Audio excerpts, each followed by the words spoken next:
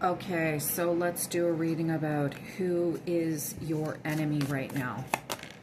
Okay, social network. You are dealing with enemies within your social network. And who are you exactly? If this reading pertains to you, Spirit, who are we discussing? Okay. Seven of Cups and Seven of Swords. You are somebody who feels like you are in an enemy situation. You're surrounded by enemies.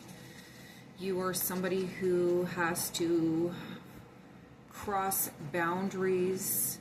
So whenever I think of the Seven of Swords, there's a whole slew of things. The first thing that comes to mind is a thief. But in this situation, we're asking who your enemies are.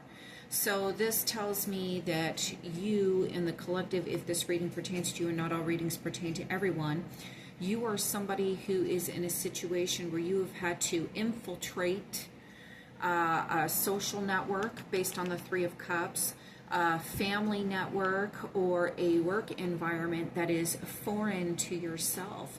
And as a result, you have had to remain camouflaged and in disguise to a certain degree. We have the Seven of Cups. This is you. You have a lot of options and opportunities. And when we're thinking of the Three of Cups and we're thinking about enemies and we're trying to ask who you are per se, you are somebody who, let me think about this for a sec. I knew someone a long time ago and he said, be careful of the cups that are offered to you. You don't have to accept every cup that's offered to you. You're somebody who understands that all the people around you are offering you things, but they're disingenuous. They're not genuine offers, and they all come with their own little snags, their own little strings. So what you want to do is take all their cups and pretty much dupe them, pull the rug out from underneath them. You want to take the secret daggers that they have aiming at your back, and you want to disarm them.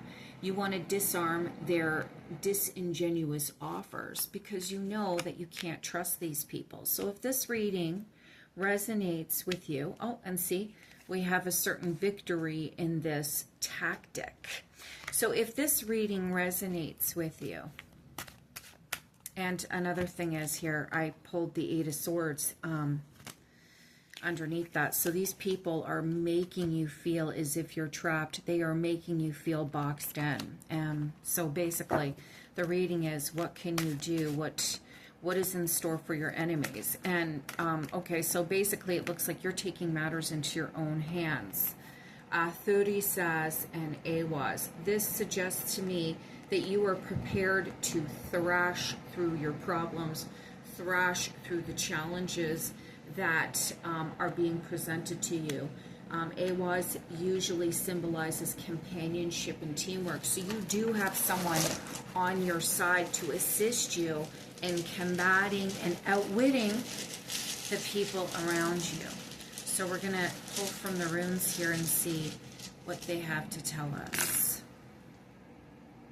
Courage, pair throw, love in reverse, Merkstave, and Uruz. So because courage is kind of on its side, this is telling me that you're courageous, but you're wavering right now. This is a challenging time for you, and you need some encouragement here. As far as the love bind rune is concerned, it being in reverse, this suggests to me that you're unsure of anybody around you at this time, but Uruz suggests to me that you have a lot of strength and you're going to exhibit that in the future when it counts the most. Perthrow is similar to, a gambling dice cup. So you could relate this to the Wheel of Fortune. The cycles of life, being unsure of what's happening next, the highs and lows. But this would be the Wheel of Fortune on the upswing. So this suggests that things are going to take a turn for the better for you, regardless of, your insecurities and you being unsure of your strengths, because you do have strength here. In addition to this might have to do with magic. It might have to symbolize a cauldron, and historically, Cauldrons symbolized wealth, prosperity, and abundance. Also, this also could symbolize fertility or the womb of a female, which means in the future you are going to give birth to something new coming your way, and you don't have to worry about not coming on top. Look, I've just picked Perthro again. So this is the second one, and I picked the Void, meaning your future is not defined. You can still manifest. You can still manifest great things regardless of the forces that are coming against you. Because Perthro is at the center and I pulled the Perthro card, I want you to hear this. The dice fall where they may, but all is not purely fate. Will is strong and flows through the tree and changes the carvings too. Great things can happen when all combined. I am Perthro, or Perthru. So Perthro is said to be ruled by the Norns, the female deities that carve the fate of all in the bark of the world tree Yggdrasil and feed the tree with the flowing waters of Verd, destiny. It's fitting then that this rune reminds us that nothing is set in stone or carved in wood in this case, and that we all experience a mixture of fate, luck, and free will. While some people may choose to sit back and let things take their course and accept that they will get what they get, others choose to influence their future.